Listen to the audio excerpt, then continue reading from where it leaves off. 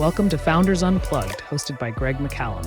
Long-form, honest conversations with founders and entrepreneurs from around the world. This episode is brought to you by Founder Catalyst. If you're raising funds and you need to get yourself SEIS and EIS advanced assurance and you need some help with that, then stick around to find out how you can get 5% off of Founder Catalyst's services. Hey guys, my name is Frank Sondors, and I am the founder and the CEO of Salesforge.ai. We've been in business for about 20 months or so. Scaled from $0 to $3 million in the first 12 months, from 3 co-founders to 40 employees. We do a few things, but we're a bit like Apple in terms of building just a bunch of different products to help companies in B2B. To combine their typical sales team or their sales efforts together with a lot of AI agents. Prior to kind of doing this, really, I been in sales for literally over a decade, started at Google and then worked for a bunch of SaaS companies in different parts of the world, whether that's working competitive into Intel, like SimilarWeb, or machine learning stuff for a company called BlackRow. And then in my last gig, I had a sales team of about 50. So I was a sales leader. And this is where I realized, which is why I started this company, I realized that the only way really to scale in a sales-led organization is by plowing in more humans as part of the equation to help you to attain your pipeline targets and your revenue targets. And I really had enough. And I thought to myself, damn, why are we doing this to ourselves? Why are we hiring all these humans? And if you've been in sales or you're a founder or a sales leader, etc., you know that, for the 10 people that you're hiring, typically only one maybe is a natural, really, that they knows what they're doing. You just give them a laptop and they're off they go, right? They're off to the races. Then 2 to 3 people, you need to train them, right? So and you need to be good at this, so they can be somewhat good as a person that's natural. And then 60%, I always say, that's the dead wood. And so that's really that we're going after. We're trying to help companies to essentially eliminate the 60%, get it down to as close to 0% as possible, and then increase the output levels of the 40%. Whether that's the AI agents or a bunch of other software. So that's what we're up to, doing pretty well right now. And really, the whole world is all about AI agents these days. Tools like N8N, Make.com to automate a bunch of different things, right? It's all about efficiency, and it is possible. If you look at companies in San Francisco today, you can see that, companies essentially are leaner and meaner. So the amount of revenue that they produce per employee just goes up through the roof. And you're able to do that with all these things that are happening in the LLM world. And so LLM meaning large language models, stuff like that, right? So that's what we're all about. We just do that in sales. We just do that for what we call top of funnel, generating pipeline. But you'll also see the same disruption also happening in other spaces. Great introduction, and it's awesome to have you on the show. I really appreciate you making the time, especially considering how busy you are running a very busy company. So I really appreciate it, man. Look, you've had you kind of touched on it briefly there in your introduction, but you've had a really interesting career. But from what I can tell, at least online, right? Like you said, having worked at Google, but also, having roles in universities, a couple of different banks as well. And like you said, lots of, the vast amount of sales experience. And then, even working with some world-renowned accelerators and incubators and stuff like that. So, talk me through, like, obviously not every single step of the way of your career, because that might take a bit too long, but sort of, had you always had a pretty clear path on or idea of where you wanted to go throughout your career? And did that always, in your mind, lead to becoming a founder? Or was it something that you kind of found along the way through sort of navigating the world of sales and sort of fell upon it? Like, talk me through that. Yeah, so I think you have to kind of think about what did you do during your days at uni, right? So I went on to study international relations, national security, all about figuring out how to protect your borders and a bunch of other things, right? It's quite a topic these days. And I always thought they're going to work in one of these organizations, or the government, the UK government, or the NATO, or the European Commission, whatever you name it. I thought I'm going to be always the guy that's going to go on to protect the world, etc. But then when I joined one of these organizations, after a few weeks, I realized this is not for me.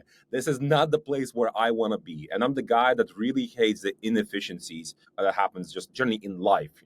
Personally, whenever I do something, or whenever even my missus, if she's inefficient, whatever, I'm just the guy that gets really, really frustrated when something just is too slow. There's too many stakeholders, too many approvals. And I understood that's not going to be the place for me. The organization, and then the type of people that work in those organizations. They like the process and all that stuff. And so I left after a few months. and I was like, I'm never, ever going to work in the public sector. And I never did.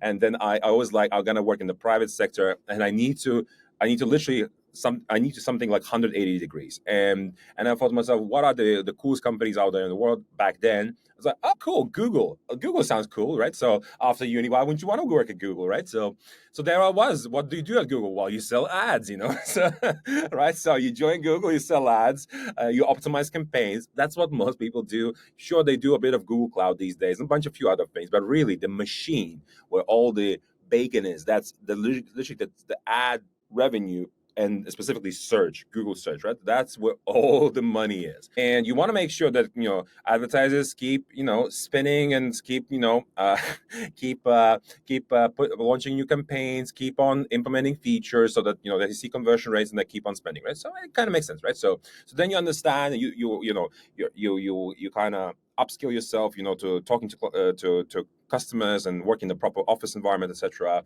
But I think prior to that, even prior to joining a Google or public sector, I was always working in the world of waitering. So I was a waiter, and I was working, in a supermarket in the UK called Waitrose as well. I was stacking shelves, talking to customers, and I was doing that for years. While I was in the uni, right? Guess what that teaches you? So it teaches you to talk to people properly, right? So so if you do that for a long time, you're a waiter, whatever, you work in the supermarket stacking shelves for years and years, and then you transition, let's say, into an office environment. It's quite an easy transition, right? So you have what's called the necessary communication skills. You can talk to people, etc. So it's kind of a bit natural. But one thing that I wasn't really doing properly, like my head wasn't into the world of really sales back then. It was just I was all about, I'm really good with people. I can talk to people, I think I'm an account manager, maybe, I am doing good support, whatever. But I'm not like, oh, I'm the sales guy, I think that's not what happens typically when you finish university and you're like, damn, I'm going to go and start my career in sales. It just doesn't have, you somehow land in sales, right? So I didn't, so essentially at Google, I wasn't really strictly doing sales back then. I was, let's call it more of a, it wasn't, they call it account strategist, but essentially you're doing a bit of everything. You optimize. It's like a consultant, account manager, support, like a lot of different things, a bit of sales as well, but like, let's call it business development. So that was back in Dublin, and so in Ireland, and then I moved to UK to work for the first time ever in the world of SaaS, and I fell in love. And the company I worked was called SimilarWeb. So SimilarWeb gives you kind of data about all these different companies.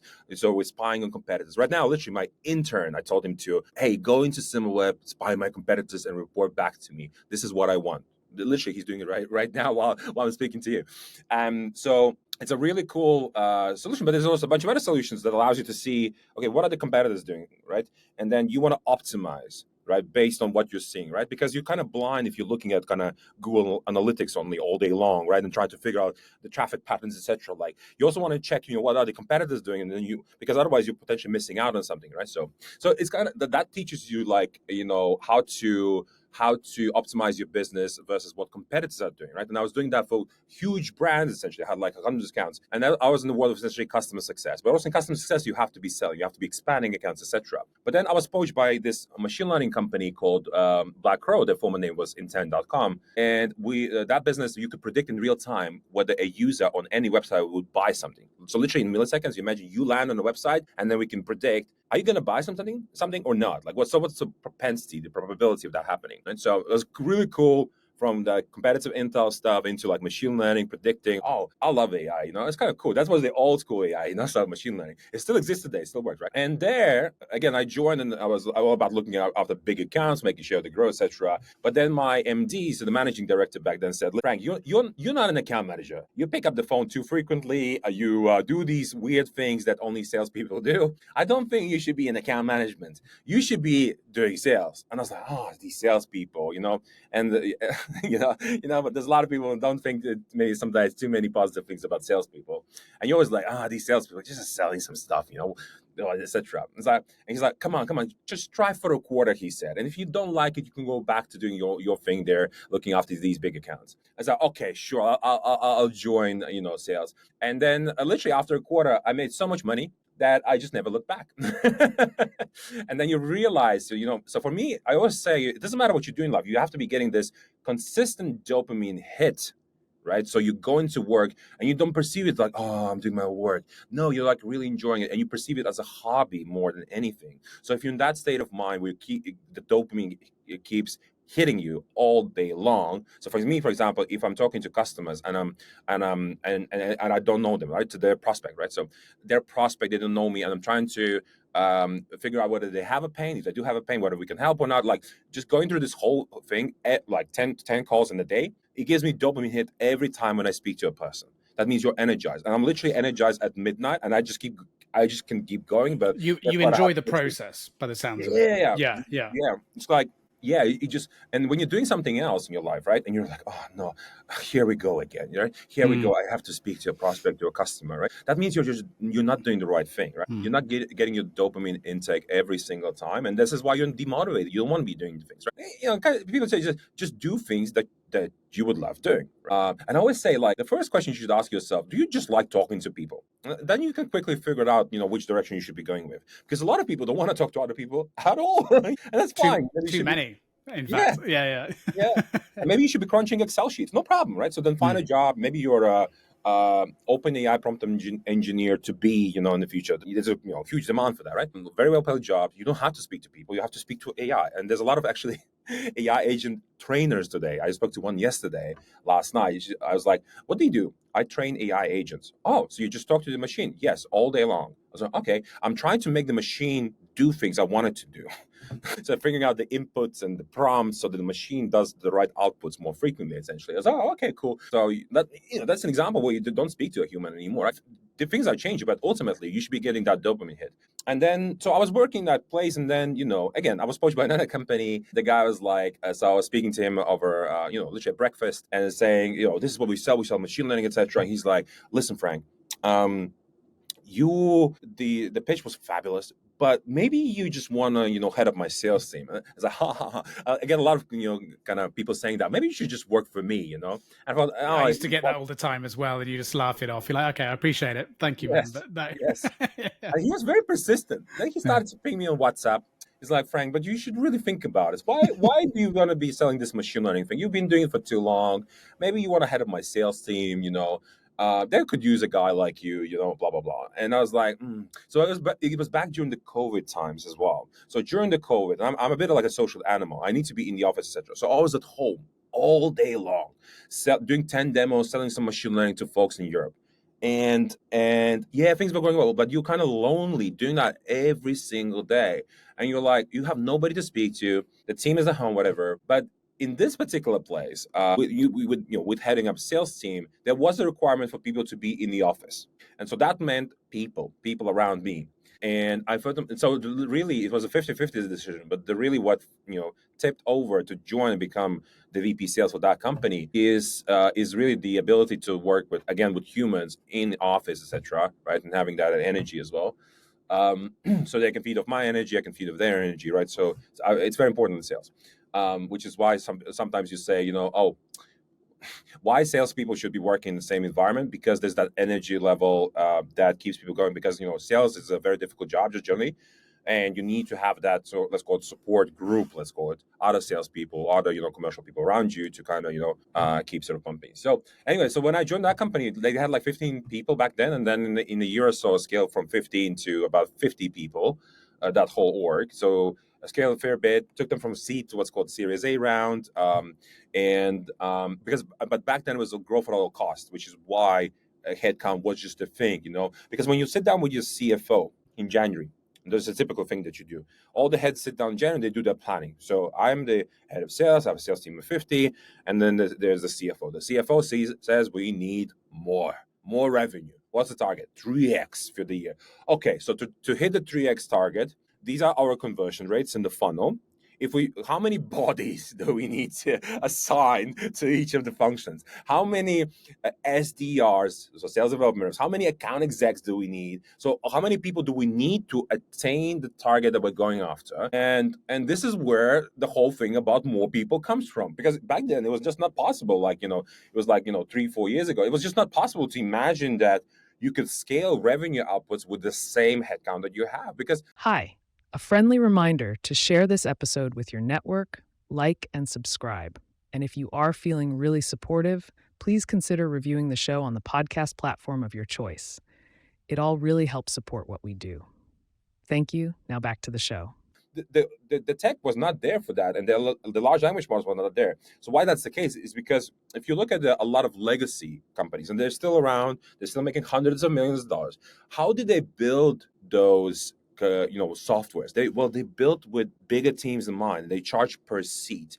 What does that mean? So that means typically when the company scales, they have more headcount, right? So more headcount meaning in sales means they make more revenue typically, right? So and then they thought to themselves, okay, let me charge per seat. Kind of makes sense, right? So, but today, with everything that's happening in the world of automation, you are suddenly within these sort of all fancy sort of softwares, you're able to scale output levels of a single individual without adding headcount. So there's multiple ways how you do that. So, and this is what sort of we're seeing this sort of new wave of companies becoming essentially leaner and meaner in different functions, not just in sales, being able to drive higher output levels with lower headcount and essentially improving ultimately margins, right, and efficiencies, right? So, and you're getting also to a stage where a lot of founders these days actually don't need to raise money from VCs anymore. You're suddenly in a space where you're like, yeah, maybe you want to raise maybe the first round just to kind of get things going, but you don't need to raise anymore as much as you used to.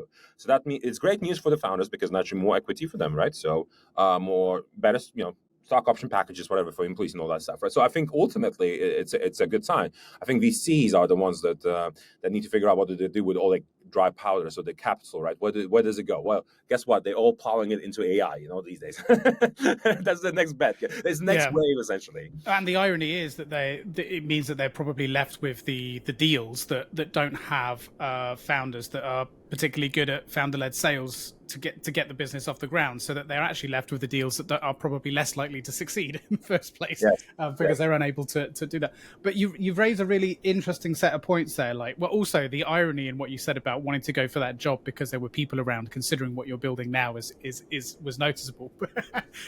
But you've made a ton of interesting points. I've been in similar roles to you in that sense. Grow for all costs, taking it from seed to Series A and beyond even, and the mandate from above is just quite often insane, right? I mean, even not caring about revenue. Like, we didn't have in some of the places I worked in a CFO sitting there caring at all about revenue. It wasn't about that. It was about user acquisition. It was just simply about user acquisition. It was about retention. It was about those metrics because they were just looking at the next round. That's all they were looking at, right? And the mathematics just didn't make sense, and they don't in so many, or didn't at least in so many SaaS startups, especially B2B SaaS, when you're looking at also quite cheap products quite a lot of the time. You're looking like $30 a month, $50 a month, and you sit down and you try and do the maths on that. You're just like, wait a minute, so we need to hire this many SDRs, this many BDMs, this many account managers just to attain this.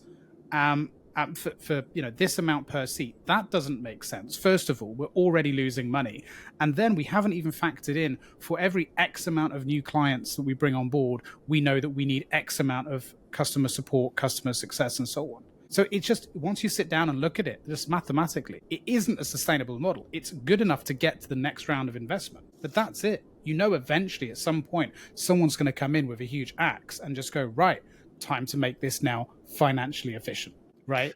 That's problem also is, so you mentioned about pricing, right? So what you're seeing is more software out in the market. So there are gazillions of SaaS softwares. The reason why there's so many of them, it just becomes easier and easier with every year, including AI right now, to build new software. It becomes so easy. So when it becomes so easy to build software, you suddenly have a gazillion of competitors around you. And if you're the guy that's charging a lot of money, well, you're going to be losing customers. You will face churn, and which is why the legacy companies right now have huge problems, because they're all about headcount, and their kind of pricing model doesn't make sense suddenly for a lot of companies, etc. Because right now we're in the phase where it's about efficiency at all costs, right?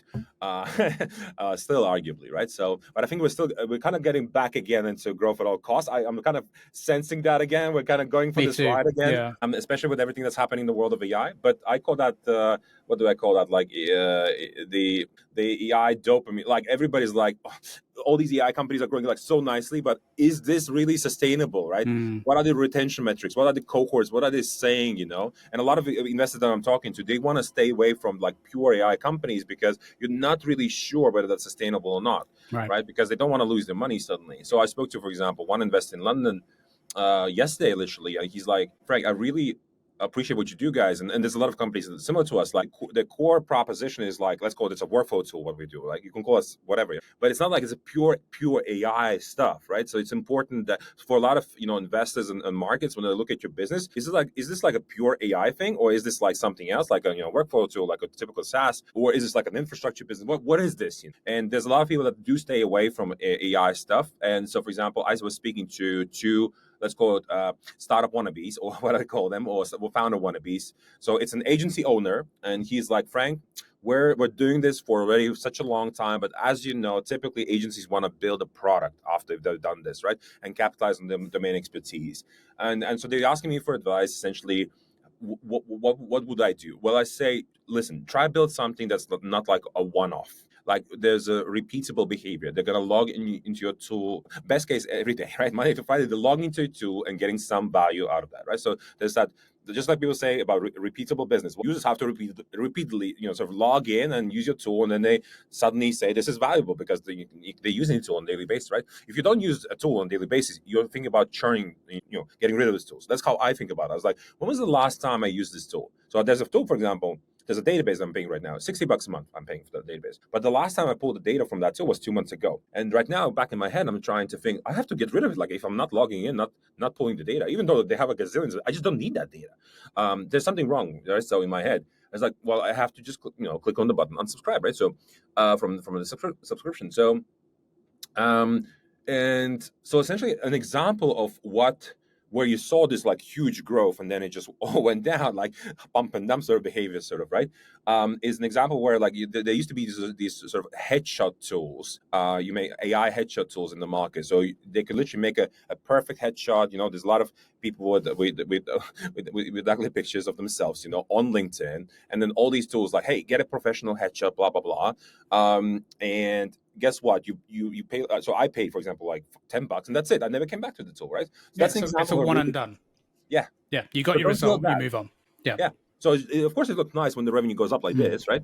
But there's no repeatable behavior, and that's what the markets want to see. That's what investors want to see, right? So and this is where there's problems with some of the AI tools out there, right? So, and of course they're trying to fix it. They're trying to figure out ways how the users come back and consume more of the AI stuff, sort of, right? So that's I think what the challenges lies, with a lot of these tools. But yeah, kind of going back to generally to the pricing topic. So it's easier to build all these apps. It's and as a result, it drives down the there's a pressure to decrease prices of your own product, right, or keep them flat, right? So typically SaaS companies don't decrease price, they just keep them flat, or increase them, right? But it becomes a lot more challenging to increase the price because also it's very well known that SaaS companies do increase prices, right? So suddenly you can't do that due to all that pressure that's coming from the market. You just have so much software out there. So then what does happen? So imagine then, okay, so if I'm not increasing prices on my SaaS product, my cost base is increasing though every year. So inflation, so I have to increase salaries of my employees, right? That's an example. Then the other tools, they increase their prices, right? So the cost is kind of increasing bit by bit every year, even though nothing has changed. Like I have the same tools and the same employees, but guess what? I need to promote them. I need to, do all that stuff. But then, like the price of your product don't necessarily increase. Like you're struggling to increase the price these days. So that's where it becomes problematic, and this is why like companies need to figure out. I think as we progress, like okay, if you're unable to increase the price of your product, well, you need to figure out how do you ultimately decrease costs, right? So, or make sure you're not hiring people, right? And that's where all that AI stuff comes in, all that automation comes in, right? So it just allows you to reduce pressure on hiring. So I'll give you an example. So there are these. So I typically say, for example, let's maybe start with something else. So I typically say, when you have a problem as a business owner, you don't go ahead and just hire somebody to solve that problem. The first thing you should think about these days, if you want to be lean and mean, is take an off-the-shelf solution, AI agent solution in the market, plug that in, and test it, see if it works or not. If there's no solution in the market, you build something custom, and there are custom, let's call it workflow building solutions, for example, called N8N or Make.com. It's something similar to Zapier, if somebody's familiar, where essentially you can build a bunch of different workflow tools that kills repetitive work in your business. It could be business operations, sales, etc.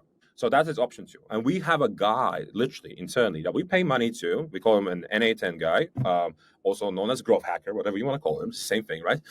Whose job is literally to implement 10 workflows every week. Every week we have 10 new workflows to kill repetitive stuff, so that humans don't do the stuff that's not really, I mean, it is valuable, but like they shouldn't be doing it like the same thing all over again, right? So you should be killing these things. Because otherwise you have the suddenly pressure, like your efficiency is not there. They should focus on stuff which is sort of impossible to automate, essentially, right? So that's option 2.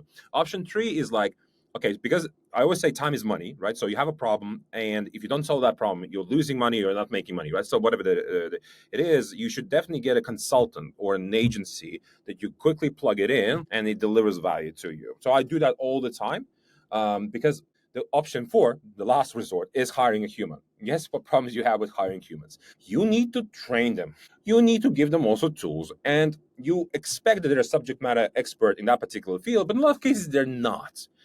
It's very hard to find A players, like real A players for particular jobs. So there may be a B player or a C player, right? So they're not really the best sort of solution to that problem. And this is where typically consultants and agencies, they just specialize in this one thing that they do just really well. Typically, they have their little niche. They specialize. They do a really good job. Yes, that could be either the same rate as the employee, could be more expensive, but at least you know that you're putting what I call an A resource, an A solution to your problem, right? So this is why I always say, be very careful hiring people. And you haven't had to go through the process of hiring in the first place, which recruitment is very, very expensive and time consuming, not Yes. an exact science. And then, of course, you're not committed to have them on full time. So if that problem gets solved or automated later, you don't have to keep them on, find another role for them. Yes. Pay their pension contributions, their Yes. tax, everything else, right? So it's Yeah. So I listened to a pod recently with Mr. Beast. So if somebody doesn't know who Mr. Beast is, Mr. Beast said the number one essentially YouTuber. He says that one of the fastest way to scale your business if you plug in the right people into the equation. And he doesn't talk about employees. He talks about consultants, whatever, like essentially various third parties that are very good at their jobs, plugs it in to get the job done fast. Very important, because it's all about speed, right? You don't have the luxury of training at everything. You just need the right people that come together very fast, get the job done, and that's it. The relationship ends, after whatever, So he's very big on that. I also believe in that. So for example, I don't know. So for example, right now we have a content agency. So of course I could hire a person and all day long they'll just write content, But I believe there's also other advantages that these sort of, let's call it, parties have. So for example, if I'm working with a content agency, well, that content agency owner, so he's a good guy. The reason why I work with him, for example, is because he was the former VP marketing of my current competitor. That's why I hired him. So, like, that's an example of why would I bring him, on board. Well, he did marketing and SEO and everything for my competitor. He's a perfect guy to hire. That's an example. But the other reason why, apart from that, which is typically not the case. So why would you hire them? It's because these agencies that work with other companies, right? They solve problems for that. So they have more visibility in terms of what works, what doesn't. They have access to the search console of the other customers, Google Analytics, etc. And they can see, what is happening. So when Google, for example, does the core update on the search engine, they can see what is the impact across different customers. And so they have, bigger sample data, right? So, and they can help us, based on the insights that they've derived from these other parties. That's a very good point. They don't have tunnel vision just on your organization like an employee would, without the additional context of what's going on in the bigger, wider world. I think it is a trend that you're seeing now, which is really great to see, which is, startups are working with more consultants and more fractionals. Fractional executives and head of departments, which is good news for me because I'm a startup founder, but I'm also a fractional to pay the bills while I'm raising pre-seed. So that's great news for me. Raising investment is painful enough without getting bogged down in legal costs. That's why I'm using Founder Catalyst, today's sponsor for Peer, my startup's pre-seed raise. We've been lucky enough to have Sam, the CEO of Founder Catalyst, on the show before. Go and check out that episode. Their funding round service offers the most cost-effective way to produce funding round legals in the UK. It's just £1,495 excluding VAT, with no monthly fees or hidden extras, no matter how much you're raising. One Founder Catalyst customer recently raised 2.7 million and saved around £10,000 compared to the next option. If you're looking for SEIS, EIS Advanced Assurance, they've got a 100% success rate over the last 3 years. Founder Catalyst is built by founders for founders, and from my own experience, I can't recommend them enough. You can scan the QR code on the screen around here somewhere or around there somewhere, I don't know, or use the link in the description for 5% off. Thank you to Founder Catalyst for sponsoring this episode. Now back to it. But I think it's something that I think fractionals like me have always shouted about as being a really important and useful way of being able to sort of growth hack, at least in the early days. But now it's becoming something that's even more acceptable for mature businesses to say, okay, we've got this small problem here, or let's say we're launching a new product, whatever it is, let's get someone in, an expert, help us get it to market, and then boom, we're done, right? We can move on. But it can help us, move faster without having to hire a bunch of people and get bogged down. So some of those things, for example, are working really well, and you just you want to figure out whether you can do it better. So I'll give you an example. So literally 2 days ago, again, I hired what's called a ghostwriter. So somebody that would write content for you, and I would just publish it as my own content. So I have two, social profiles. One is on LinkedIn and one is on X. And I always build my audience on LinkedIn for like 10 plus years, and which is why I have like 20,000 followers, but that doesn't matter. And then I'm publishing content on a daily basis because my ideal customer profile is also on LinkedIn. So I do what's called LinkedIn feed domination. I want to make sure I'm top of mind, I'm generating reach, etc. And yes, I generate thousands of impressions of proposals, but I don't feel like it's going viral like anything. And I have a specific style. And then I'm a nobody on X because I have never built, my audience X. So two things that come to mind, let's say when it comes to social media, and if your ideal customer is on there. So on X, I need to figure out how to build audience on X. And I cannot spend time in both platforms, to build content, because the X audience is a bit different. It's a more raw, and you have to be more conflicting, whatever, whereas LinkedIn is more political. You have to be politically correct, what you're saying, so all that stuff, right? So on the X, I need to, so I don't have it all the time in my work because I do typically 10, 20 meetings a day. I don't have the time to write and do all that, right? So that's why I need somebody that writes content for me, and I approve, edit, and off I go. I'll launch that, right? So on X, I need somebody. I don't have so I'm looking, let's say, a resource for X, and then I'm actually also looking then for a resource for LinkedIn, and that's the resource that I hire. So why am I hiring for a resource on, for example, on LinkedIn, even though all things are going really well on LinkedIn? And that's because I'm currently at this level when it comes to performance and reach. And I have a lot of followers, and I always feel like I'm missing out. Why am I post not generating, let's say, 10x reach or 100x reach? Because I do have the following, but I'm not generating, in my opinion, the necessary reach levels versus my audience. So something is off, right? And I don't think I'm a LinkedIn guru or whatever. Sure, I've read some good content, right? But am I like the top guy? I'm not the top guy. So, okay, how can I go the next level? So if I don't know what I'm doing, and you have to be honest with yourself, right? So, okay, I'm maybe not the best guy to write content. Who is the person to write the content? And there are ghostwriting, again, agencies, etc., that can do that. And there was this one guy, he just literally knocked on my door on LinkedIn and said, "Hey, Frank, you have a fantastic LinkedIn profile, but I think you can improve, these few bits here and there to increase your reach." And that's specifically writing posts in a very different style. I said, okay. So what did he do? And this is how you do selling. And he's like, "Frank, listen, I wrote 2 posts for free for you to test it out." I was like, "Wow, right." And it's like, "So what was the context? What was the input that you put into that content?" He's like, "Frank, I listened to one of your videos last week, and that was the input." So he went on without me knowing anything. He was watching my video. He made some notes. Then he made the the LinkedIn post. He sent me those 2 posts. I tested them this week. The reach was 50% higher than my usual reach. I was like, maybe there's something here, but you don't make it like you don't make maybe it was just luck or whatever, right? So okay, 2 posts did really well, and I'm thinking to myself, okay, what if I would hire him for like a month or 2, and then have a bigger data set, right? To figure out, maybe I should get that ghostwriter, on a permanent basis. He can just write maybe 80% of my content, which is fine. Then I can do other stuff, because as a CEO, you're typically a very busy person. I think a lot of people don't understand how CEOs are busy.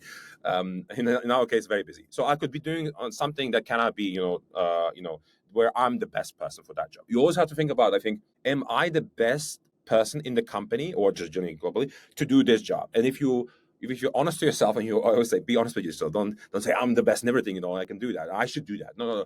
Think about delegating, because the answer is usually no. Yeah, but a lot of people struggling on the topic. So my two co-founders, they're struggling on the topic of delegation a lot of times, and you have to kind of teach them why it's important to delegate. So because otherwise you'll end up doing everything. Right? But the smartest, I think, companies in the world, the smartest founders, CEOs, are the ones that are they're essentially the masters at delegation, delegating internally to the right people, and because for them that's a growth also opportunity, right? And potentially they're better actually than you in that job, and this is why you want to do that. But also there's other jobs that you're just not good at, and if this is something that sucks a lot of your time, like for me, for example, writing a LinkedIn post every day, it's probably like half an hour's work, or but the important part of it is timing, right, as well, because it's also about, when is it the right time for the business financially, for you financially, etc. But like you said, you've been doing that, building your LinkedIn for 10 years. So it's not like, a lot of people will do it for a couple of months and go, oh, I need to get a ghostwriter. It's like, come on, man. You're just like, there's a difference between like delegating and trying to be lazy. Like, you also need to put in the initial work and do it at a time where you know that there is, like you said, you're looking at it from a mathematical perspective. It's like, we're at this point of within the business where we know now the value of my LinkedIn profile, that it can target the ideal customer profile. We know that we're getting something out of it, but if we were to just put this into the engine, this extra fuel, we can get this sort of return. We can pretty much calculate that. So now it makes mathematical sense to look at it, but probably 2 years ago it wouldn't have made sense. 6 months ago wouldn't have made sense, right? So it's about, I think that's really the art of being the CEO or being a founder. It isn't just identifying there's stages to it, right? There's that being honest with yourself. Am I the best person? Cool, probably not. But then finding the right person to fill it. But more importantly, identifying this is the right time to do something about it. And I think a lot of people make that mistake. They either hire or bring someone in too early when they're not ready, the business can't afford it, or there isn't enough data, right? For example, like with you, that guy was able to take what you had done because you'd done enough of it already, right? For example, maybe some thought leadership pieces, some video. But for people just starting out, that doesn't exist. No one's got anything to work with. So how would that work? Well, you'd have to sit down with them for 12 months, try and give them, you know what I mean? So it's like timing is the key, I think. And good founders just they seem to have like an intuition for it, where it's just like, this just feels right. This is the right time. You know what I mean? Yeah. But things don't always, go, also expect, when you're going to start doing something, it's not going to always go well.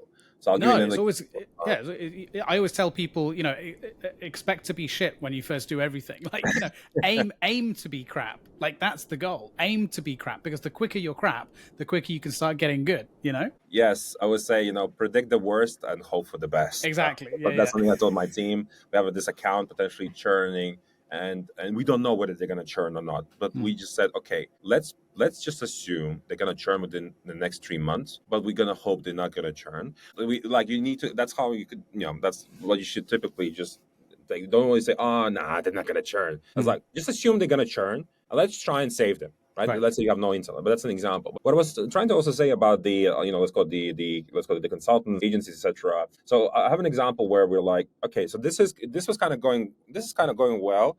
What if we're going to increase our output levels with the agency, right? So that's an example with the content agency. So we're doing like 15 articles a month. They were writing them based on things that we have scoped out, things we're doing going really well. To initially, and we thought, okay, so from 15 articles, what if we're going to do right now 30 articles a month? Will we increase the double the output? And the answer was actually no. We didn't double the output. So the problem is that when you start sort of scaling, so the initial data looks good, but when you start scaling, actually it doesn't look good. That means we haven't figured out the next level unlock, sort of, what needs to be done actually correctly to actually go, to grow the next level. So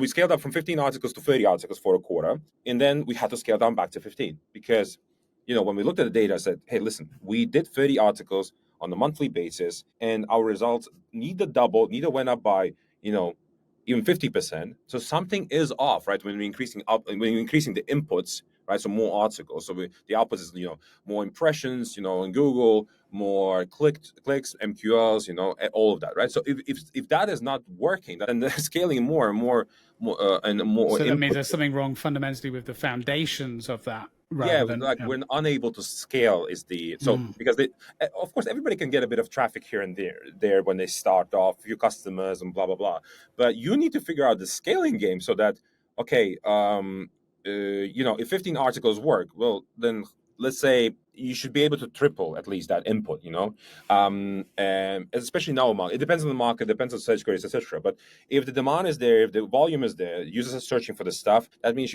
you are able to increase that. Now when you're increasing let's say the number of articles that you are producing, so the inputs that go into the funnel, you like as a CEO, I'm expecting more clicks, more everything, but it's just not going up. It was literally flat. I was like, listen, this is not working. So then you scale down, and then you're like, guys, we will scale back up. But first we need to figure out, what's not working, and that's called the tech SEO, optimization, figuring this and that, figuring out, okay, when we produce articles, well, the other thing that we kind of thinking back of our minds and what we optimize it like literally right now, will ChatGPT pick up our content? Will Perplexity pick up our content? That is super important. Like you have to start thinking from that angle. It's the new SEO. Yeah. Yes, it's a new way how you think about SEO. A lot of people say it's the same thing. I was like, well, not really. So I've done some, let's call it ChatGPT analysis. I'm going to talk in that in a bit. But just to finish off here, so we like on the general SEO.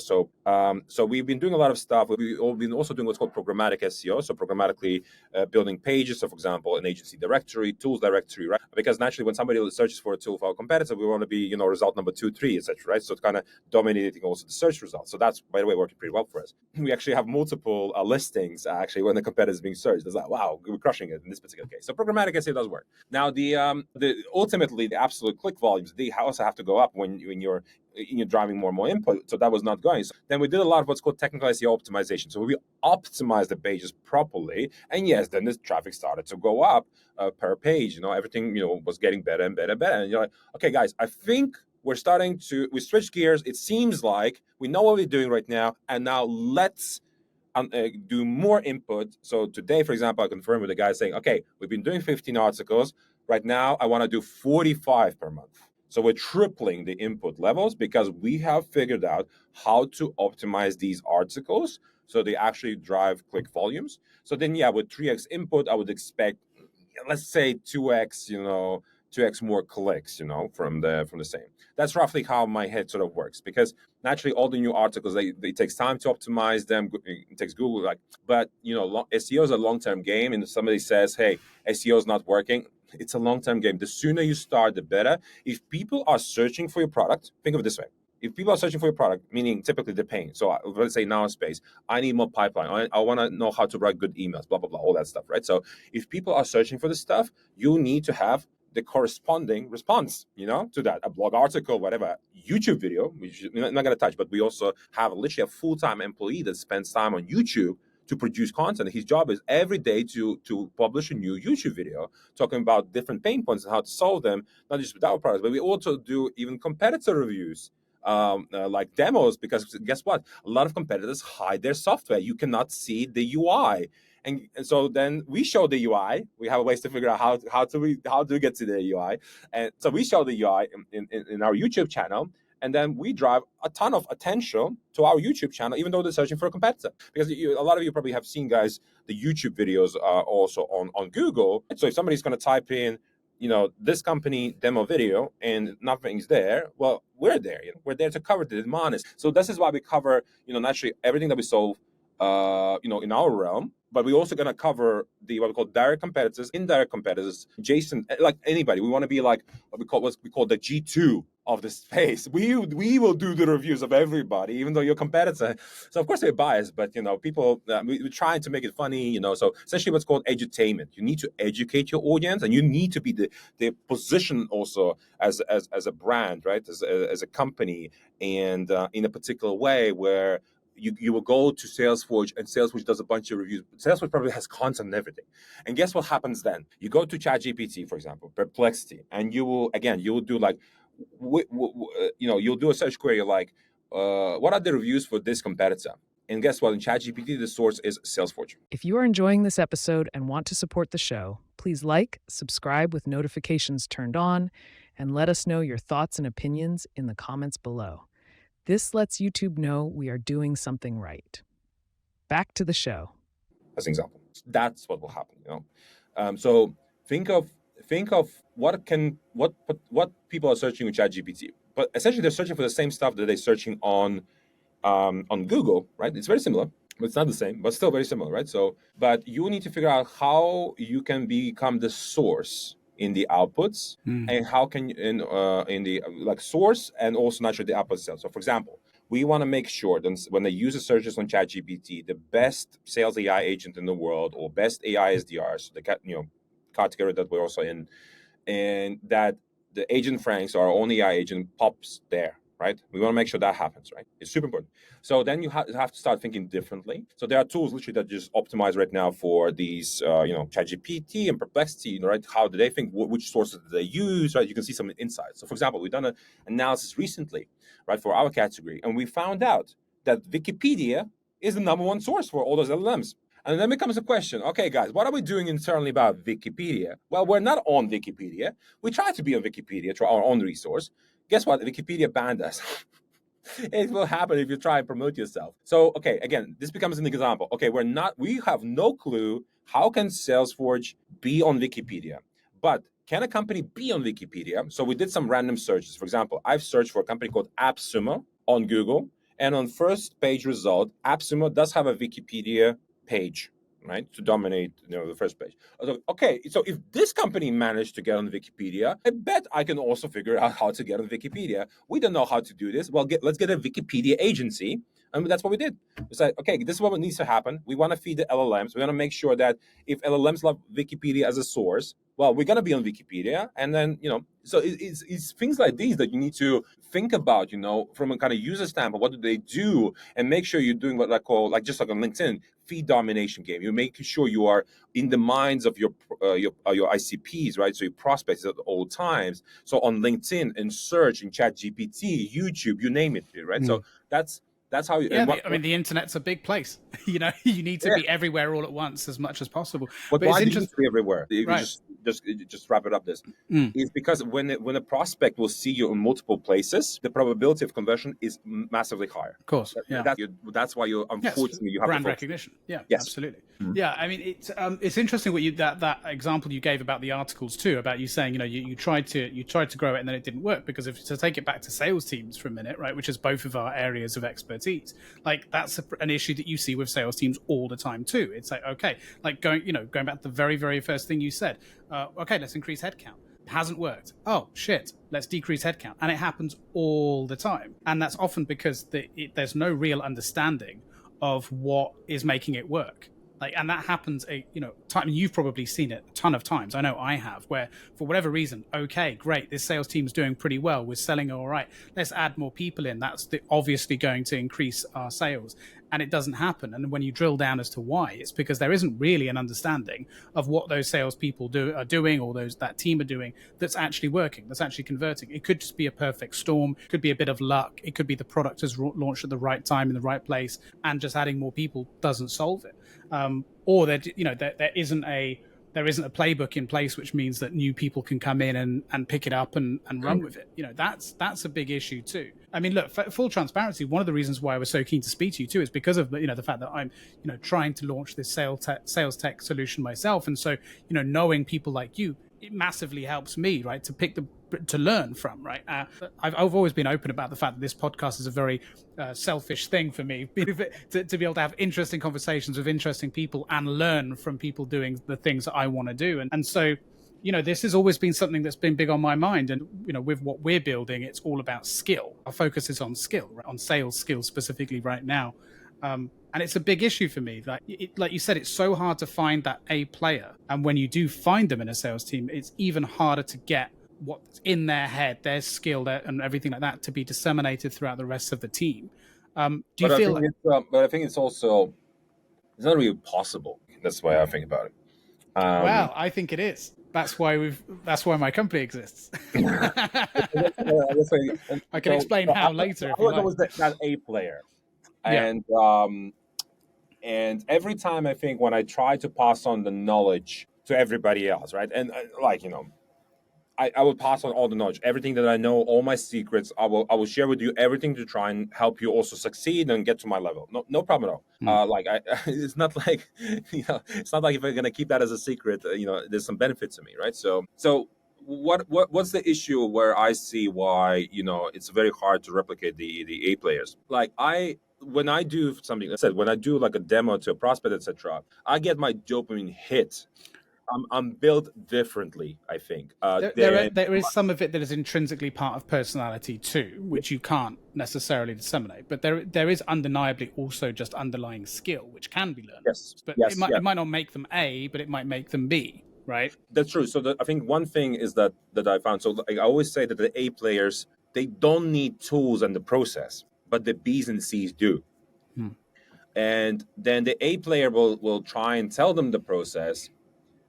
But sometimes it's what's called I have an instinct, and you have to have this sort of instinct. It's like going, hunting, whatever. I don't know, whatever you do, you have this instinct in you, what needs to happen. It comes to you like naturally, right? Because it's like, I have a goal in mind that needs to be achieved with this prospect. Logically, I'm going to do X, Y, Z things, right? To try and figure out whether they do have a pain, whether I can solve that pain. And for me, it just comes naturally, right? So, and it's like, I'm like this AI agent, I'm just processing, in my head. And it just happens, I'm on GPT-5, whatever, while the other guys are on GPT-3. Well, how do I get them to GPT-4, somewhere in the middle? It is tough. And I think it takes time because, I think some of the reasons why people are it was called A players and then the natural is because something happened in their childhood, maybe something happened in uni, etc. Like it happened over the years, how they got to this particular. It's not like they suddenly were. It's not like I was like a sales guy, when I was a 5 or something. No, I think things happen in life, and then you morph this bit by bit, like organically. And naturally, when it comes to training reps, it's like you have to make people bend, in a particular way to get them to that level. So when you try and bend people, the B's and C's, yes, a lot of them are coachable, but many of them aren't. And many of them are, what's called old dogs or whatever, they just, it's like, something goes into one ear and goes out, and they're like, yeah, cool. And then they don't change, they don't practice it, that. I think there's also the, are you motivated to become better? Like, do you intrinsically feel motivated to be the best version of yourself, first of all? And then even when you think you're the best, you're even trying to be better. So that's how I think about myself. Well, yeah, you can't coach the uncoachable. Absolutely. But and I think you're right. And this is interestingly enough, because you were saying about like some of your first jobs were working in hospitality, right? And so were mine. And I think that and I made a point at one point in my career of hiring salespeople who had specifically experience in hospitality. Like it was because I saw that there was usually, not always, but usually a correlation between a certain skill set for coachability that would be, which in my mind at least, would increase the chances of them having a likelihood of becoming an A player at some point if we gave them the right tools, compared to people who didn't have that as a background. So, and it was interesting because I experimented also with people who might be ex-retail as well. Wasn't as likely, it seemed, working in retail. Some people who worked personal trainers, interestingly, that actually yielded quite good results, but there aren't as many, right? But people who worked in bars, restaurants, and nightclubs and things like that for a certain amount of time. And I think to your point about sort of the personality type and what that does to you, like, having worked in that industry, you might have seen this too, but having worked in that hospitality industry before, I remember very distinctly, someone comes in, asks for a job. They've just turned 18. They're a student. They're very shy, right? They've got no social skills. They've lived an insulated life. They haven't really gone out much. They don't have these social skills. A year later, they're a completely different person, right? They are social, they're bubbly, they're talking, because when you're behind a bar serving drinks in a crowded, busy nightclub at like 3 a.m, and you know what I mean? It forces you to come out of your shell. So I think it's possible for people to change, but I mean, that's a baptism of fire to adapt your personality and come out of your shell and learn those social skills, compared to sitting on sales calls 10 times a day, like it's going to take a little longer. Do you know what I mean? Yes. And those aren't real interactions. They aren't organic social interactions. They are sales demos. So you're not actually going to learn the nuance of social interaction in that scenario as much as you are dealing with a bunch of drunk people at 3 a.m. right? So it's interesting.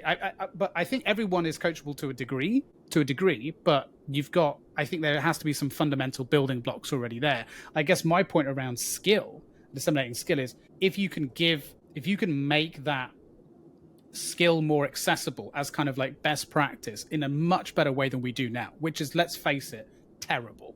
Right, for most organizations, it is just terrible. It is very much like, especially now with remote work, everyone is just like, good luck, This is your quota.